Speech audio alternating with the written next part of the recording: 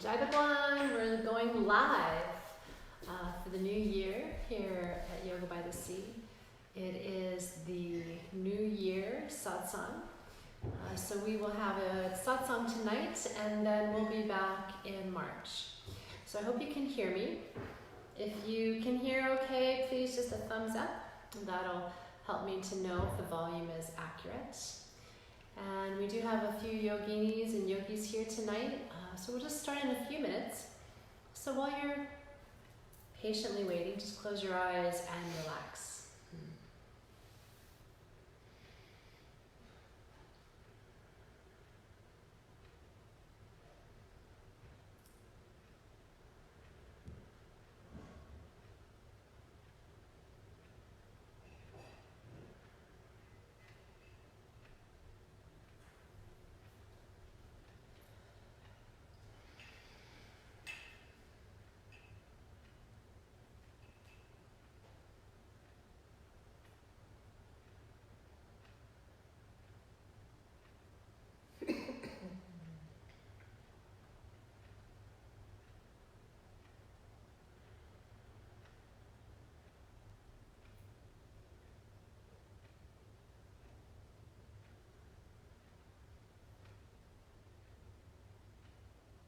Just allow the hands to find their way towards the chest, resting the thumbs against the sternum,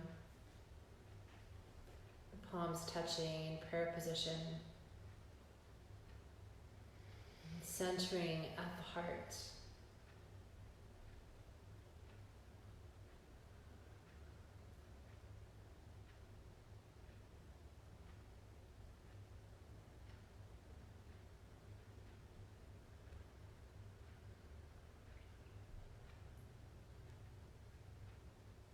Let's chant the sound of Om together. Let's take a deep breath in.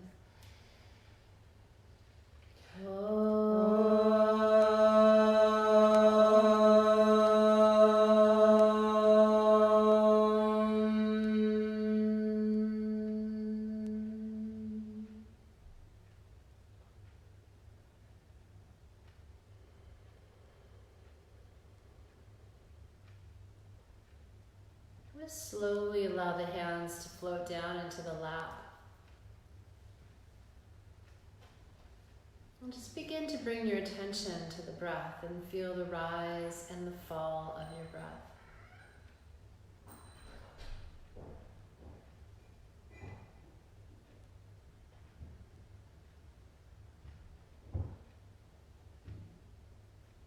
Noticing the lower belly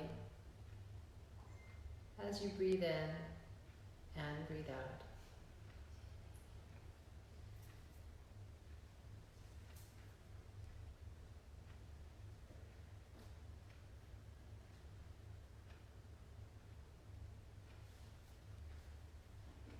Feel the abdomen rise and fall.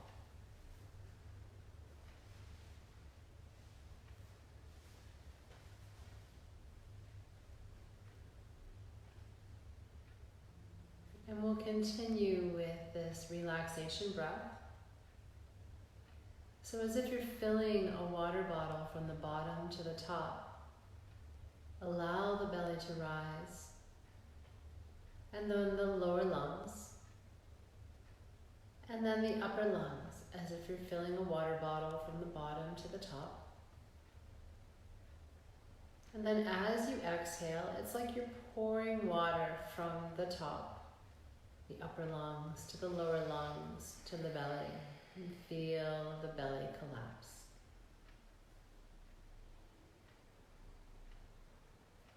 Breathing into these three parts of the torso. And as you feel the upper chest rise up, notice the softening of the abdomen. And then as you begin to exhale, feeling the release of the upper lungs all the way down to the belly center.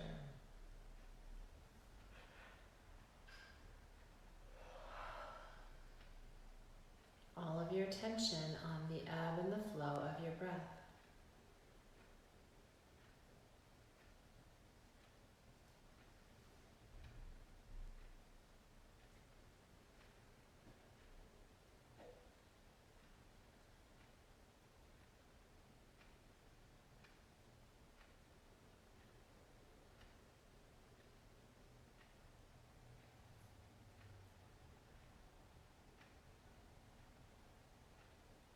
each breath in, filling the water bottle from the bottom to the top, and sense an expansion.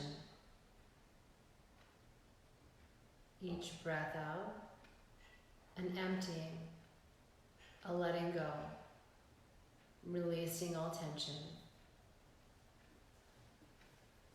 as you empty from the top to the bottom.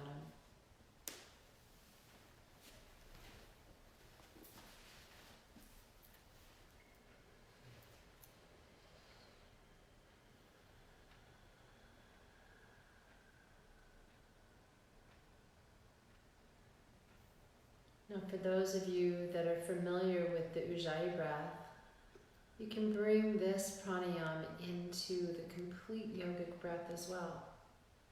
And the audible sound of the Ujjayi breath will lull you deeper and deeper into relaxation.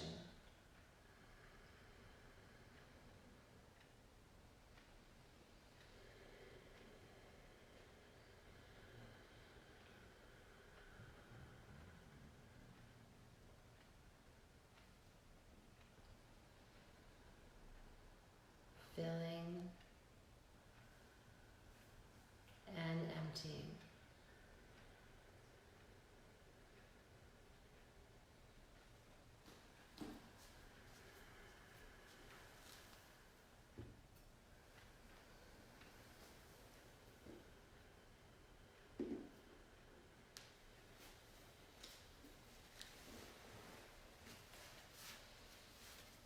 All of your attention on the ebb and the flow of the breath, and allowing yourself to be drawn deeper and letting go even more.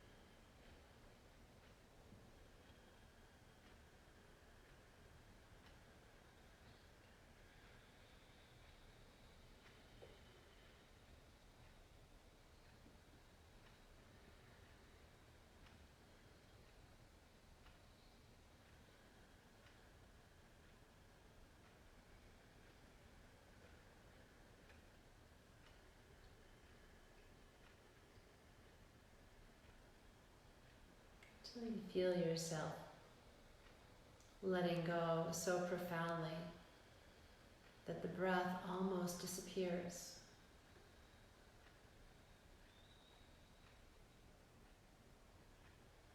Your ears that are attuned to the sound of your breath are simply attuned to the silence.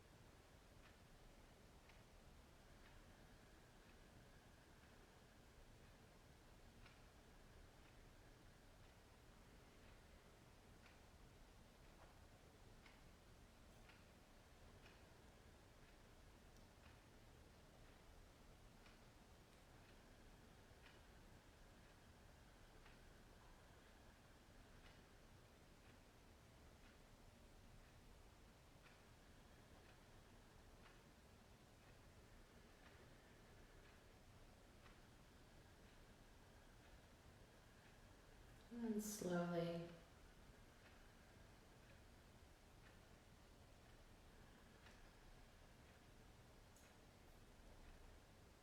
bring into awareness whatever it is that is your intention as we rest at the beginning of this new year. I'm sure that you have pondered on what you'd like to put your attention on. Whatever might support you in your journey. Something that you'd like to grow.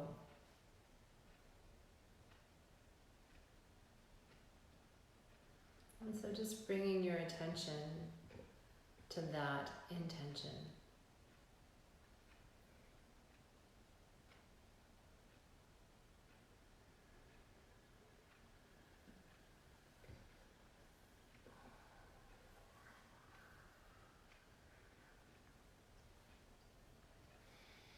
And then simply allow it to rest at the altar of your heart.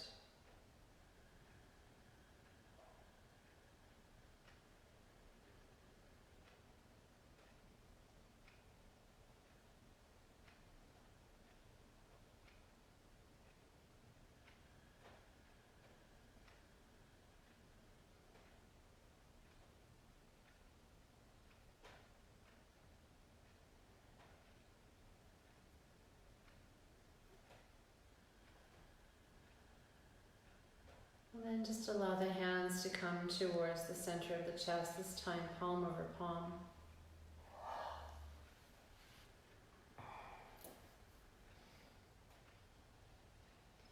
Honoring the intention that you've rested at the altar of your heart.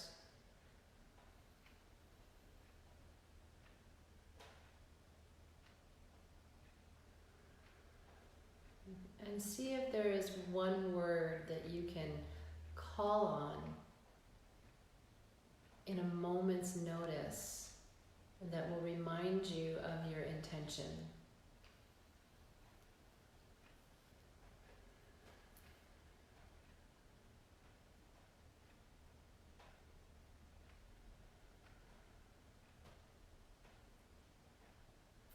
And then when you have that word, visualize yourself planting it like a seed.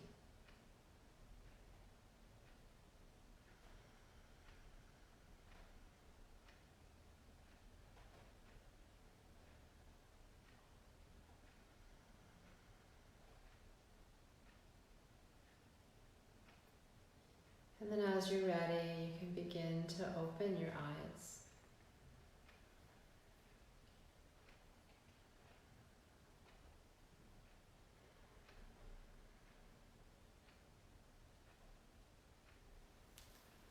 Enjoy one.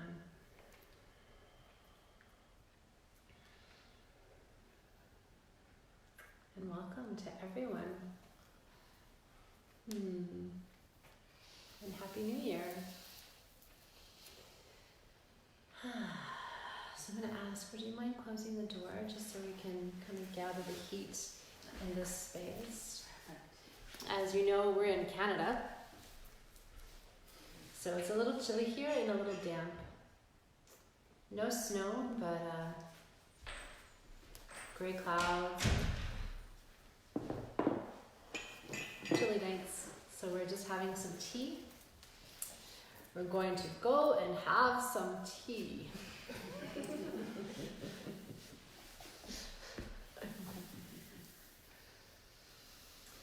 So tonight's satsang is really about the intention, just the intention. So as always, I sit with what's brewing for me throughout the week. Thank you. Do you want this?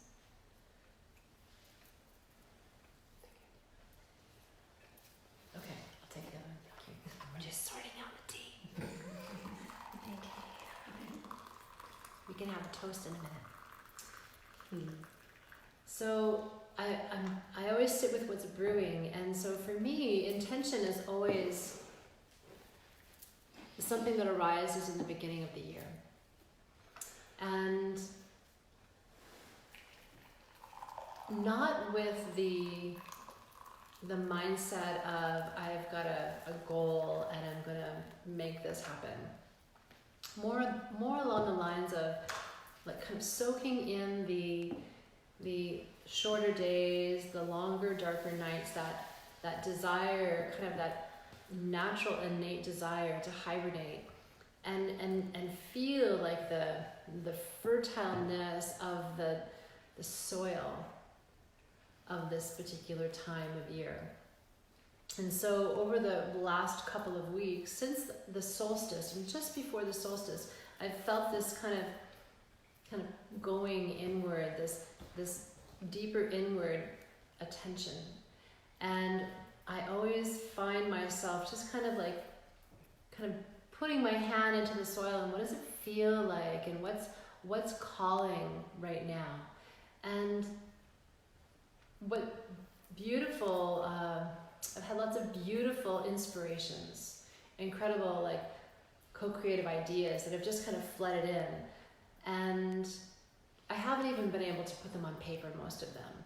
So co-creation was definitely something that came through as an intention around the solstice when we had our winter solstice event here. Co-creation was a big part of that. But then what was beautiful was like what was coming through for that, and what does that even look like, co-creation, and how can we sustain our lives in co-creation with each other. But then something else came in, because whenever there's a relationship, we'll say, whether it's a relationship with someone that we're in co-creation with, or a relationship with someone that we're in our family, or whether it's a relationship with money or whatever it might be, there's this unknown piece, because it's something that's out of our circle of influence, right? And so this piece that's out of the circle of our influence, then how do we find ourselves with that? How do we be in co-creation and in relationship with this external person or thing that we don't have really any control over? So I always come back to what is my intention. And so peeling that back away from the co-creation, what came up next was trusting. So that I do have a particular situation or scenario or relationship that is focused on for me. However, I can see where, as that one word that I plant in this fertile soil of this time of year, I can see that intention of trust will reveal itself time and time and time again through the year. So, for example, tonight, it's the beginning of the year. We're actually still on a holiday schedule here at Yoga by the Sea. Where we live in our community, it's a village and people are still, tucked away. Kids are not back in school yet. Some people aren't even working yet. We really take a long, drawn-out holiday break here, which is fantastic. So as I was coming tonight, I thought, well, it might simply be me. I might be the only one here. And then I said, well, I'm going to trust that if I am the only one here, that I will still record. There might be someone on the other end of this camera that's maybe watching, and even if there's not, I can download it and save it, and then I can post it. And trust that there's one person who will receive something from me sitting here, and that one person may be me, and probably will be. Because just the process of that thought process brought to my awareness trust. I'm going to trust that everything is as it is. Whoever needs to be there is going to be there. Whatever needs to be said is going to be said. Whatever needs to happen is going to happen. I trust. And so it just... Hi Tess. So I trust that it's just absolutely perfect. And I know that that's going to show up after we leave here, and it's going to show up again tomorrow. So then trust is my intention for this year. To trust, just that.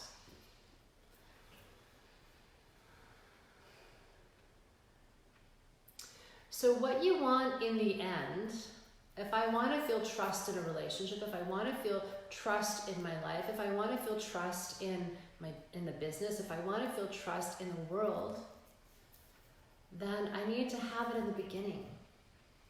If I'm running around with fear, a fearful kind of way, and making statements like, oh, I just don't have enough money, or, I'm never going to find the person that I'm meant to be with, or,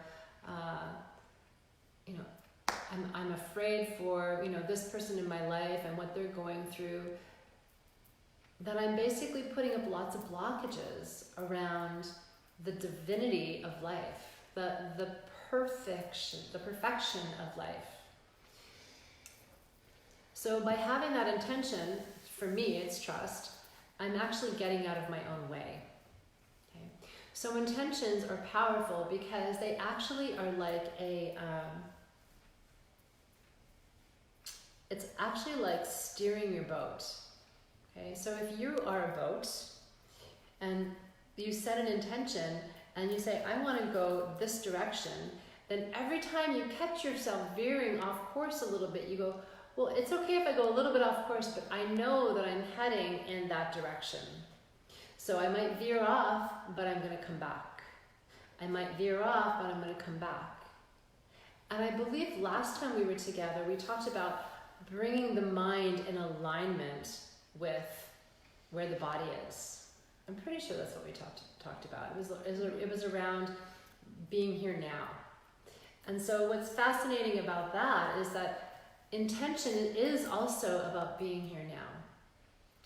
So last week when we were in practice, we were in sadhana during the week, what kept coming up around the new year was Happy New Year. There's almost like okay, next year, we had a very busy class on New Year's Eve.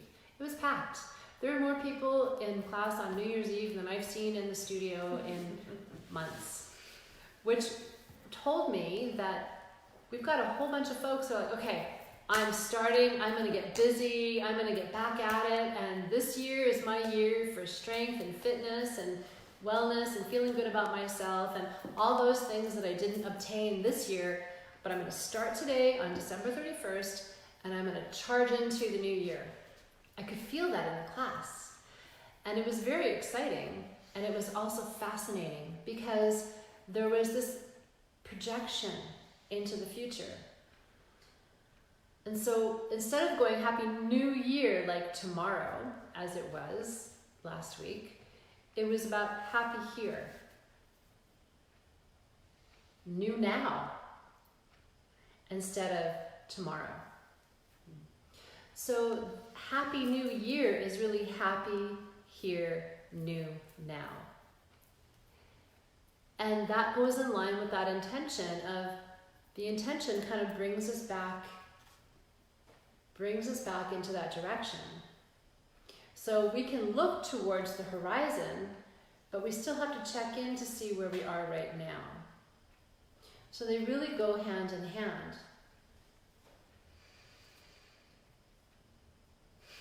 So when you plant a mango seed and you want to grow a mango tree, you plant that seed and then you tend to it.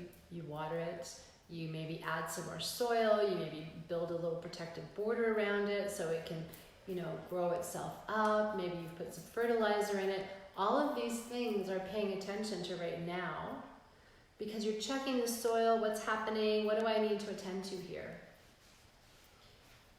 And that's right now.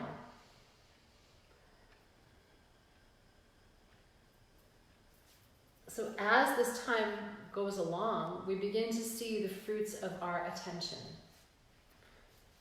I feel more trusting. My relationships are shifting. Things seem to come with more ease. I don't feel fearful. I don't feel as reactive. So then that just happens naturally with simply that intention of trust. And my mango tree is growing. I can see it sprouting, I can see the leaves sprouting, I can see the fruit starting to form.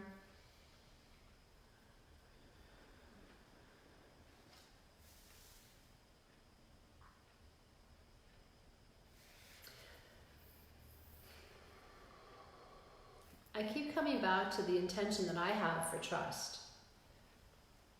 But it might not be that for you. Somebody asked me a few weeks ago, because I tend to go here and there, traveling a fair bit. Somebody asked me, "Are you happy to be home?"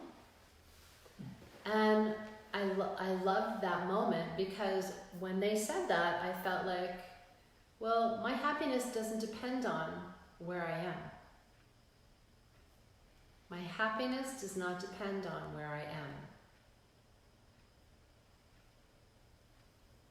Because life is constantly changing. So if my intention is to be in trust, then wherever I am, that's where I need to be. Okay, wherever I am, that's where I need to be.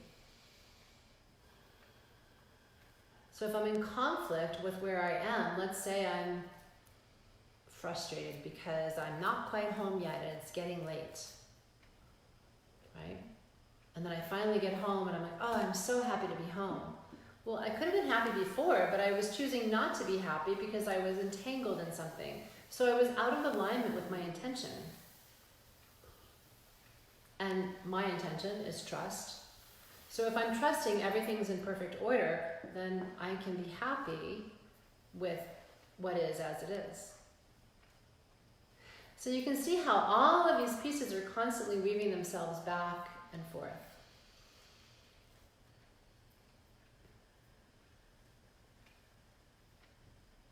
So I wanted to read something to you.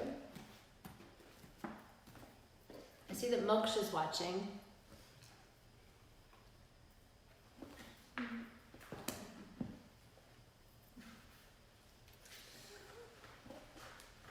So this is from The Journey Home. It's the Daily Devotion book with Swami Kripalu, and I have read out of this before. I love this book because some of you may know that I read and then I write in the mornings, and so this just gives me something to, it can be 3 pages, it can be 1 page, just something to take in that helps me kind of set the tone for the day for me, like an intention. And so then I will read and then I'll write something about what stood out for me. And it might just be a few lines or it might be a paragraph, and sometimes I write a few pages. So for today, ironically, it says, "Am I headed for the shore or not?" So this is Swami Kripalu's a writing about intention. Decisions should be made when we are calm, and this is where willpower arises. Decisions made when we're excited or weak and lethargic are short-lived. The motivation that inspires us to do what's good for us isn't something we can borrow from others. It must come from within us. Borrowed inspiration is short-lived and persists only in the presence of the motivator. The power of this inner inspiration is long-lived and motivates us continually along our chosen path. And the chosen path could be the intention, right? If we are pointing our boat in a particular direction with our intention, then that would be our chosen path. And every time we become out of alignment with that intention, we can readjust turn the rudder back in the direction of the intention. So obstacles may arise, but we overcome them. How do we overcome them? Being here now. Because an obstacle really only happens when we want something to be different. There are external obstacles, absolutely. We're driving from Gibson's to Seashell and there is an accident on the road and the road is blocked, and so we are directed to turn down Joe Road and drive down Lower Road and then turn back up Roberts Creek Road, and suddenly there's a traffic jam for all these cars going through our village. So that would be an obstacle. It's just like the river has shifted directions and it's going around into a tributary and coming back and meeting the river in another place. So it's only a problem if you have a problem with it. Do you see? So if your intention is to trust, then trusting that whatever's happening, even if you're running late now for your appointment in Seashell, trusting that whatever is happening is perfect. Imagine if you left a little earlier and you were actually one of the cars that was in that accident. So everything is perfectly timed. So trusting, being my intention, that, the traffic is, I'm being diverted. Oh man, now I'm going to be late. But if everything's in perfect time, and I trust that that is as it is, that I am at peace. It's not a problem. So obstacles may arise, but we overcome them. Genuine seekers are courageous warriors. They never take a step backwards. They are one-pointed. Am I headed for this shore or not? What's my decision? That's what they ask themselves every day and every step of the way.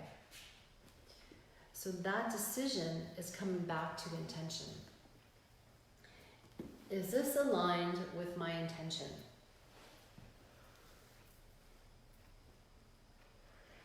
So let's talk about some practical things. So give me a practical example of maybe something that you're hoping to bring into your life this year. My intention is joy. Or do you want something more practical than that? Sure. Well, what's a practical way to cultivate joy for you? To be joyful. Like, just wake up and take a moment and tune in with that intention. Bring it forth as I move into the day. Even though my kids might not be waking up when they're supposed to wake up, and the cat's screaming her head off, even though her bowl is full. Mm-hmm. So how can I be joyful in all of that, right? Yeah, how can you be joyful in all of that? Yeah. Just accepting it for what it is. And yeah. What about chanting? Chanting's great. Yeah. Some beautiful, joyful chants out there, right? So chanting, just that. It keeps you, like, even when you get pulled into frustration because your kids are not getting up or the cat's, making all that noise or whatever's happening, you catch yourself being pulled in and you go, oh, is this aligned with my intention of being joyful? I feel myself getting pulled in. It's not. So what practical thing can I do? What practical technique or tool can I use to align myself with joy? I know that joy is my natural state, actually. So what will help me remind me of that? Maybe it's a breathing practice. Maybe it's movement. Maybe it's, singing, dancing, chanting, eating something delicious, having an amazing smoothie, feeling the sun on my face, right? Looking at my kids with love and just in awe of the fact that they sleep so peacefully. Even when they look like adults, how just like little babies they are. Beautiful. How about you? Let's hear some practicalities around intention for you. My intention is to be a heartful, loving presence. It's a three-pronged pointedness. Kind of like a snake. And as we were sitting, I was considering the obstacles that would arise in my job and parenting. And for me, a daily mantra, a ritual in the morning to remind myself to energetically be opening my heart, even if it's some tapping, some breathing. And I had a visual of being at work with a loud, obstinate obstacle, maybe screaming. And for me, a body check-in. So going completely into my body, because I'm aware of the subtle shifts in my body when I'm starting to feel triggered and going in a different direction. And so being able to sense into that and then reminding myself of opening. And another practical thing that came to me was sensing into people energetically when I'm around them, so that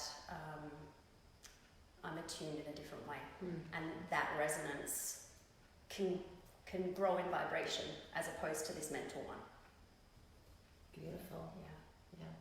Can you? I wanted to ask. Can you actually do can you specifically do the body scan with your eyes open? Yeah. So that's a great skill, because you can be scanning and be completely engaged and present with eyes open. Oh yeah, and doing short awareness breaks throughout the day helps to bring that attunement. You know, so that in the moment I can go, oh wow, my butt cheeks are really clenched right now. My glutes are really tight. I need to, okay. So I know that I'm stressed because, right. So breathe into that, open up, and that tendency to contract, I know my trigger spots. So I know that there is down here, and there's my heart. And so and my jaw. Right. They're very aligned. Yeah. So I can and so that tension that's up in the jaw is really, I think, related to a lot of what we speak and we hear, you know? Yeah. So. And fear. And yeah. So yeah, that's a big one. Yeah, because contraction, just on that note, contraction is, contraction is basically reaction, where we are in contraction through the psoas and the fight or flight muscle, right?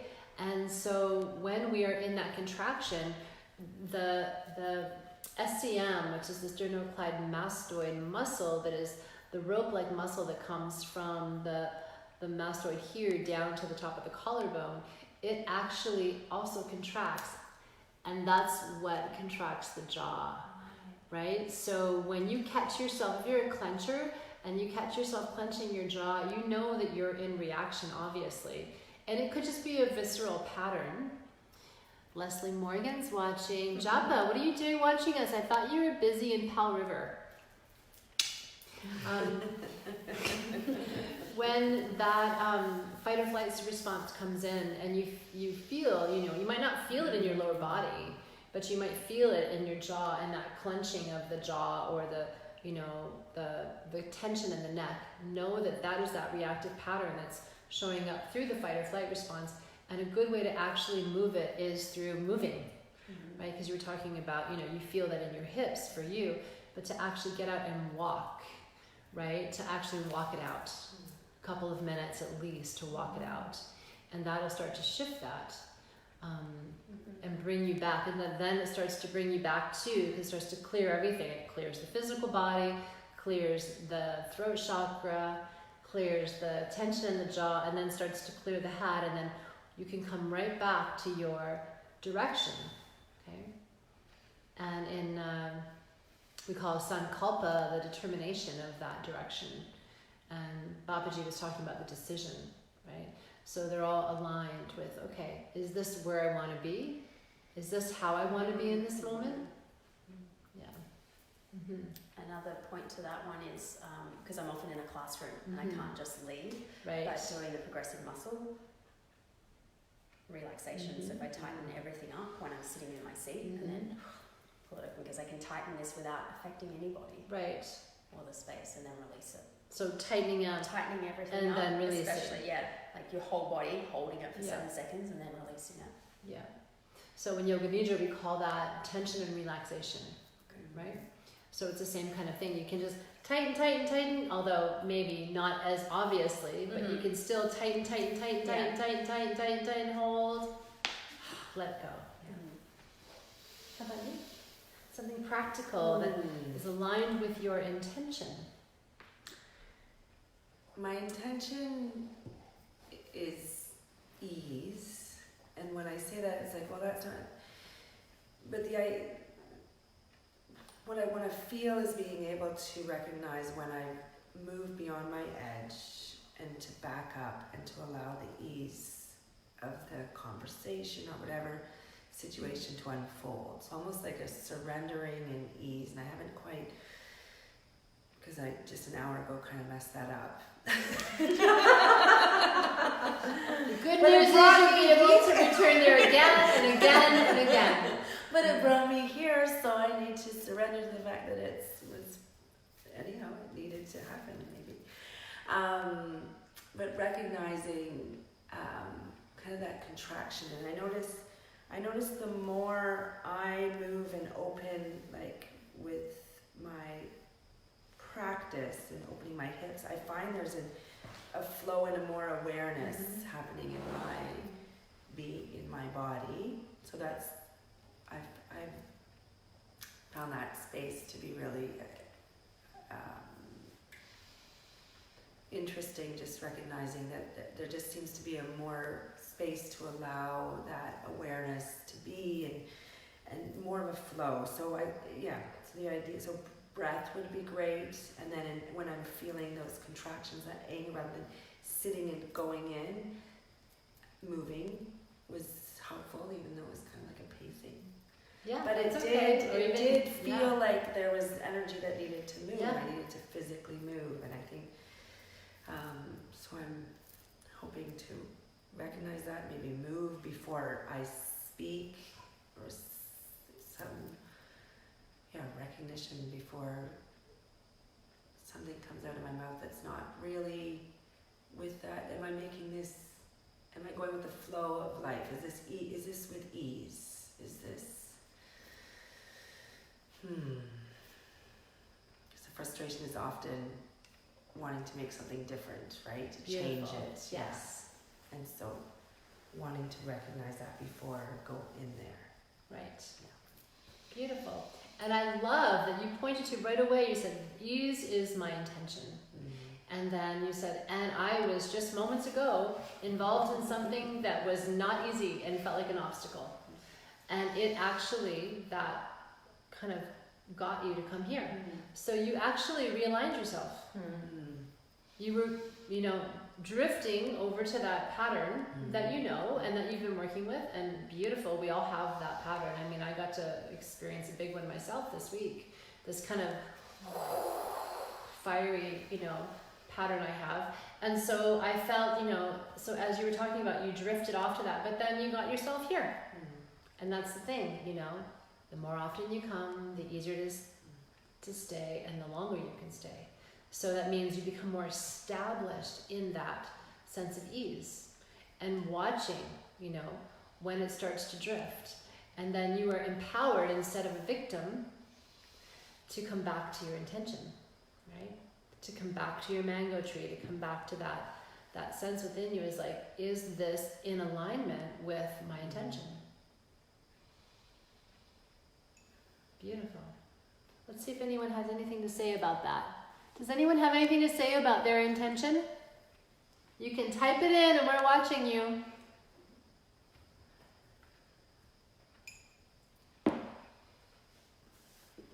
One thing that stands out about the boat, and like we're one pointed, we can see the horizon, but we're focused on the now and coming back. One thing I find really helpful, especially in the type of work that I do, where you're kind of on your own, and you're like, for me, I just get caught up because I'm working on my own. I'm in my office by myself, connecting with clients, but still like you know, like that contact is Mhm. gone, missing somewhat. And then just, you know, as we're rowing the boat, looking at the horizon, actually turning around, like for me, I find it really useful to like just turn around and see actually how far I've come. Mm-hmm. Because you can't tell looking at the horizon, Yeah. because the horizon is always out Going, there, yeah. somewhere there, right? But when you turn around, when I turn around and I look at where I come from, I'm like, oh, okay, yeah, good. You know, there's measure of success is coming to my mind, but that's more mind stuff. So if we could put it into different terms, but just it's like, yeah, okay, I'm on the path. You know, I'm watering the seed, adding the soil, rowing the boat, and you know, it's all happening, right? Mm-hmm. For me, that's really important. Perspective Mm-hmm. in the whole thing of it, Yeah. right? Yeah. Even what Babaji was saying with like that one pointed focus. Mm-hmm. But there was still like somewhere where we came from. Just the polarity of it, you know? I kind of see from the way you're describing it that you're moving in a particular direction and then you stop and you kind of turn around 360 degrees slowly and take stock of where you actually are. Ah, yeah. And you can see where you've come from, and you kind of can see where you're going, and you see where you've come from, but you actually, it's not even about it's not even, that is the polarity, you're right, but it's actually where are you now by just taking stock by that 360 degrees, so you can see where you are right now. Yeah. And it's like, it's pulling us back from that focus external, right?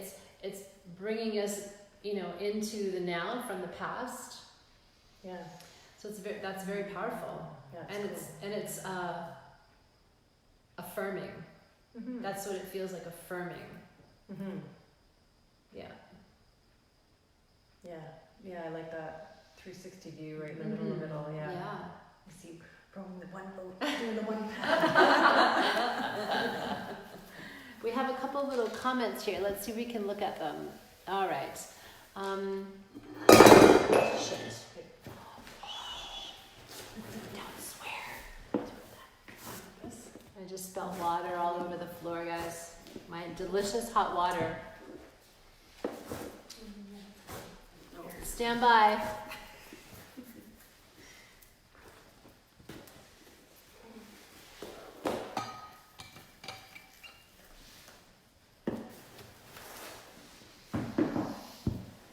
I really made an exciting mess.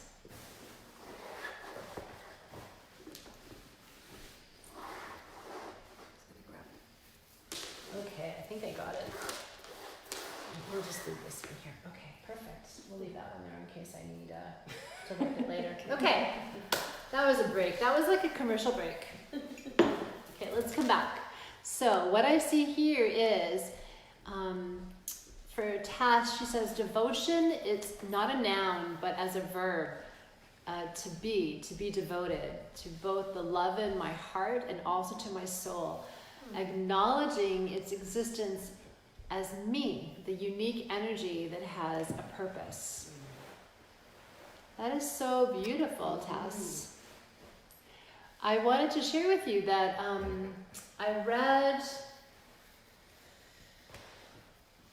I think I can find it. I'll read another piece from this book. It was just a couple days ago, so I'll see if I can.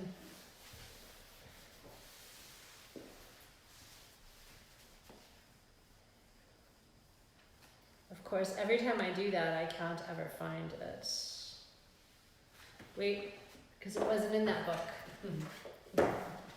It was in this book, Journey to the Heart, okay, with Melody Beattie. And it was towards the end of the year.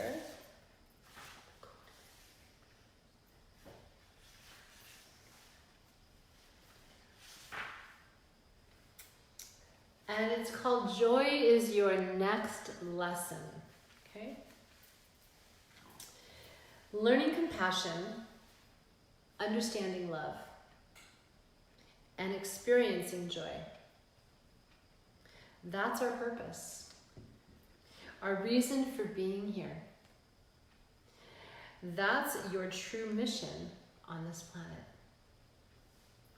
Learning compassion may have been difficult because in order to feel compassion for others without judging, we have to go through these difficult times ourselves. Okay? Times when, despite our best efforts, we couldn't help ourselves. Times when, despite our searching, we couldn't find the answers. And as many would say, it's usually our own path and problems that make us compassionate. So understanding love may have taken many years because we had to investigate our own suffering, our own struggles, and find compassion for ourselves because we experience these things and we're like, wow, I've gone through so much. And I know that you have had that experience. Specifically, Tess, as you wrote that, I know that you've had that experience of struggle and suffering and so much growth. And especially you talked about this year was quite a challenging year for you. And so you're experiencing and learning about compassion for yourself. And then you can begin to have that for others when you see other people in your life, family, friends, just people on the street that you see are suffering. You then have that capacity for compassion for them. And what's beautiful about that is then we begin to understand what love is, because love really is just behind compassion. And so love is actually our true nature as well. Like we hear words like love and joy and meditation. These are all of our natural states. But to understand love, it may have taken many years and many heartbreaks. Okay? And much searching and grasping until we discovered the key to love was our own heart. Okay? Until we discovered that love wasn't exactly where we thought or hoped it would be, because it's not out there, right? It's here. And it's not like contained in this person, it's actually a field.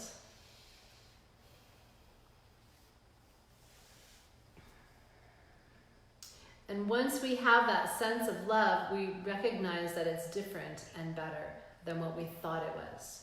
Okay? So don't give up and don't stop now. Don't let the residue, the pain from the early parts of your journey, stop you from going forward.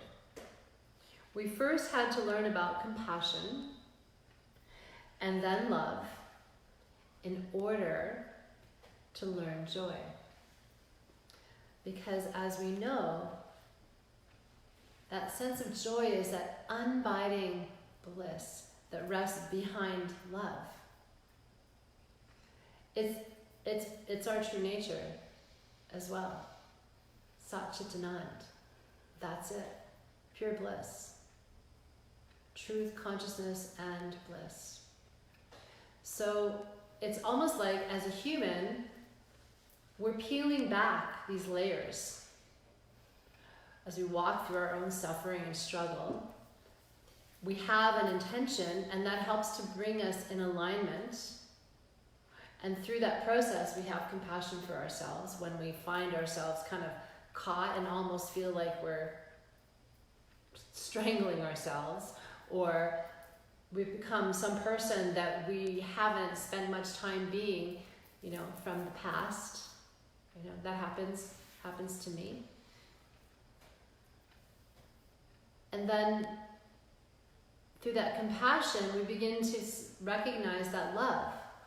Okay? I can be compassionate with myself about that, and then I feel love for myself and love for the other person that I've been entangled with, seeing that we're both trying to figure this out.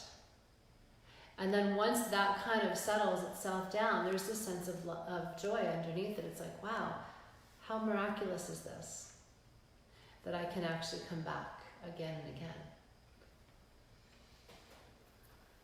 Hi, Chandana.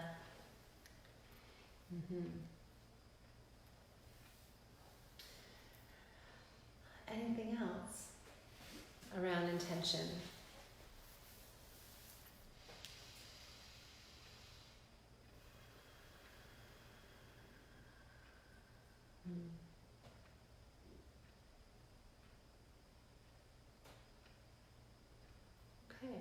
maybe we'll just sit together for a few minutes. Maybe we'll just sit together for a few minutes and enjoy just soaking in our intention. Breathing into the intention. Can I say something? Yes. I was looking at Buddha over there, and you know, we know he started out as Siddhartha the prince, and then he had this intention. And the really cool thing is that like it took him like a lifetime to figure it out. And then even when he could attain that ultimate enlightenment, which is the intention, right? So that ultimate unity where, you know, there's this, like, there's no coming back. He chose not to go there so that he could be with the people. That's right. Yeah. That sounds like compassion to me. That sounds like love. That's really cool. Yeah, and joy. So that he wanted to be with the people. Right? Yeah, go ahead. I've been talking a little bit about the difference between intention and goal recently, and so the when you were speaking about enlightenment, to me, like the end goal is not what the intention is. So the being is the intention. So when I've been explaining it, intention is a way of being that comes from within, rather than I'm going to Exactly. win that gold medal, or Exactly. I'm going to build that structure, or I'm going to do this thing, you know? So I'm going to be enlightened. So it's tying in really nicely to hear that. And I've been sitting here, actually, when you said, is there anything you want to say? The whole mango seed thing, I don't like it because it's like it seems goal oriented to me. You want the mango tree, plant the seed, and there's this end to it. And to me, it's like you want to be the tree, so, or be the fruit of it or something. So in my mind, I have an action for myself around finding a really beautiful analogy for what intention is, because for me it just doesn't. It's like that different, like between goal and way of being, you know, Well, maybe moral compass, or maybe like Siddhartha Buddha, like maybe he got the goal of enlightenment, where he could be in this ultimate blissful state, and realized that was not what it was, right? Like the actual thing itself,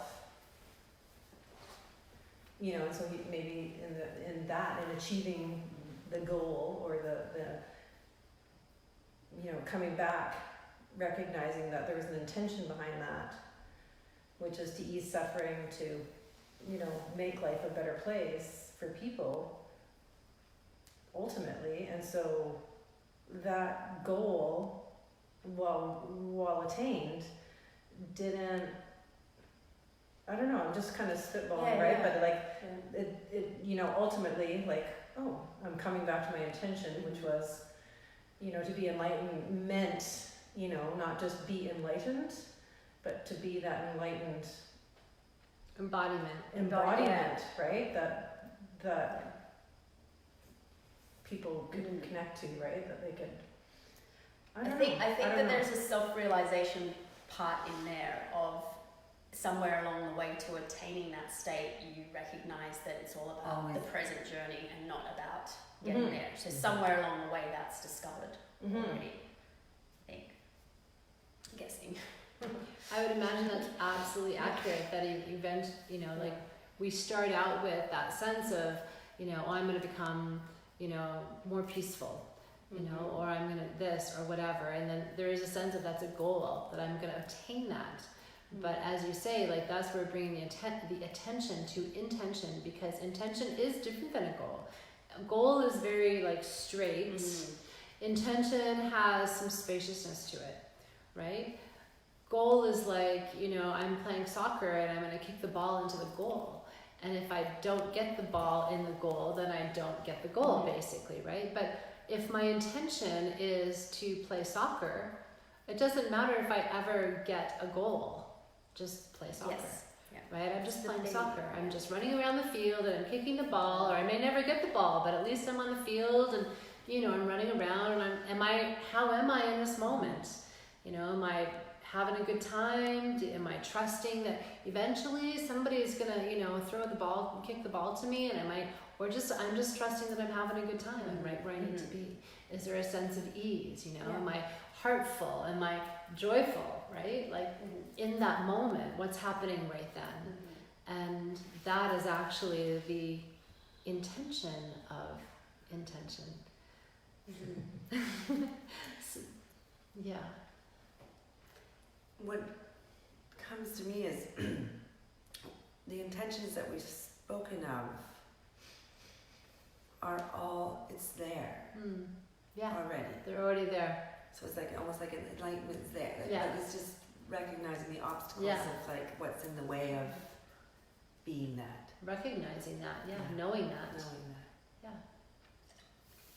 So it's kind of like this, it's like that ease is there, but there's an obstacle, so you just clear the obstacle.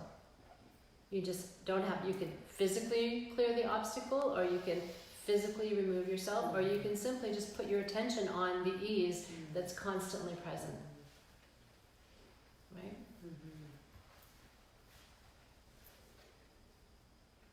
And it's our own suffering that gets in the way. It's our own suffering that gets us in the way, yeah. And that's okay, because as Right. soon as we remember, we just come back, we just we just readjust, right? And you know, let's say there is, like we were talking about the flow of traffic and the highway. So what if we're sailing a boat and there's a storm? You know, we might get blown off course, right? So maybe we end up in Bali instead of Australia. But that's okay, because if we still want to go to Australia, we can still do that. But maybe we end up in Bali and we're like, actually, this is exactly where I want to be, because it's sunny here and the beaches are beautiful and there's, you know, great little tiki huts and, you know, just that, right? Oh, and there's this great, you know, there's lots of beautiful temples, and maybe we realize, oh, I actually wanted to be in Bali and not Australia, but I didn't know it until I ended up in Bali, right? For example. There was something I wanted to share, but I can't recall what it is now, so. Oh, I know what it was. It just came back to me. So the intention of trust for me, so what's my practical application is what I wanted to reveal with you. What I have started in the morning is I always sit and meditate, and there's a prayer that I've been praying for years and years and years and years and years, and it pretty much has remained the same.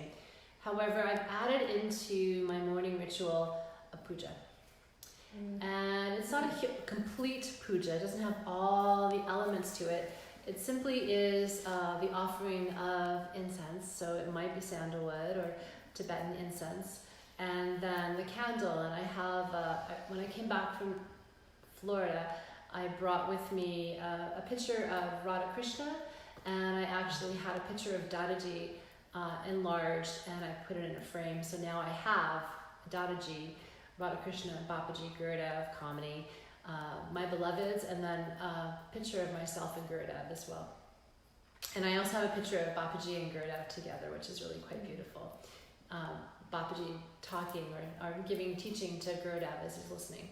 So this altar I have in my room where I can see it. I call it the Bhakti Cave. It's like my little guru cave with the gurus right there. And I also have Swami Sham right behind me, behind my dad. But what I wanted to share with you is that when I offer the puja, it's just the incense and then the light. And what I have found really fascinating about that is that Babaji's picture is right there for me. He's the middle one. And I look at him and he always has a message for me. And it's fascinating because yesterday I was on the bottom end of the suffering that I was going through from the day before. And it was starting to clear, but I was really bringing into my prayer in that morning what I needed guidance with. And when I looked up at Babaji, I heard him say something to me that actually really helped me tremendously about his life and what he had endured. And so just from that reflection, I was like, wow, look at you. You became a saint. And in all of, your life, you had all this suffering and struggle in the early, and I'm sure his whole life, but through that suffering and that struggle was the compassion that came for himself, compassion that came for others, the love that came behind that, and the joy that came behind that. So his intention, I can't say specifically what it was, but I sense it was love. That was his guiding light, and that's what guided him. And so when I sat in front of him yesterday morning and just like putting trust into this ritual and trust into this struggle that I was having, he gave me the message of, well, look at where I was at that time of my life, And now it's like, oh yeah, you actually became a saint. So it's incredible, really. We don't know. So we can only see right here, Yeah. So just be here now. Happy, here, new, now. All right, we'll close our eyes just for a few minutes.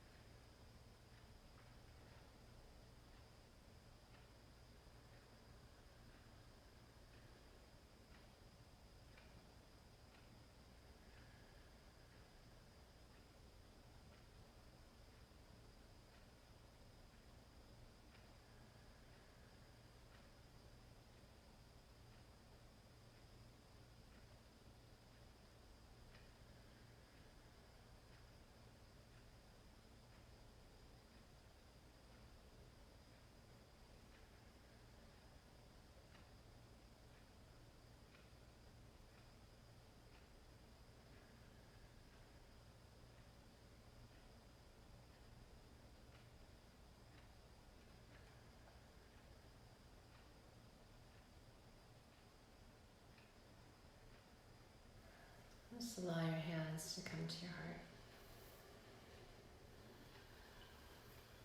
Again, bring your intention into your awareness.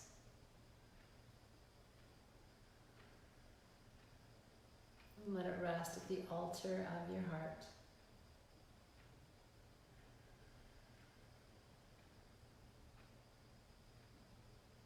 And as you walk along, one step in front of the other,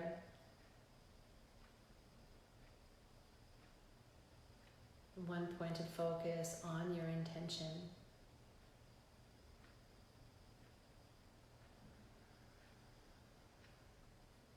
Noticing when there's a drift, and just reset yourself. And know that this resetting will strengthen and allow you to become more established in that intention.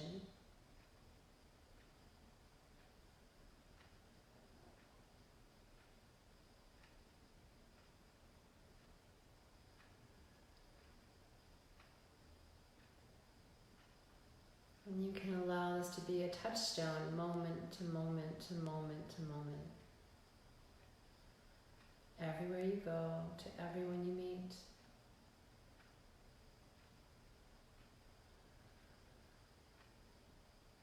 Let's chant the sound of Om together one time. Breathe in.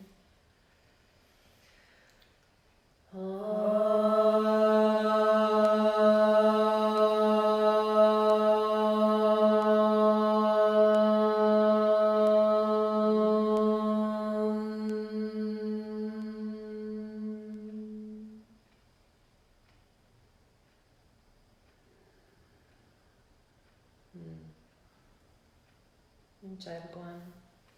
Jai Jai Bhagwan.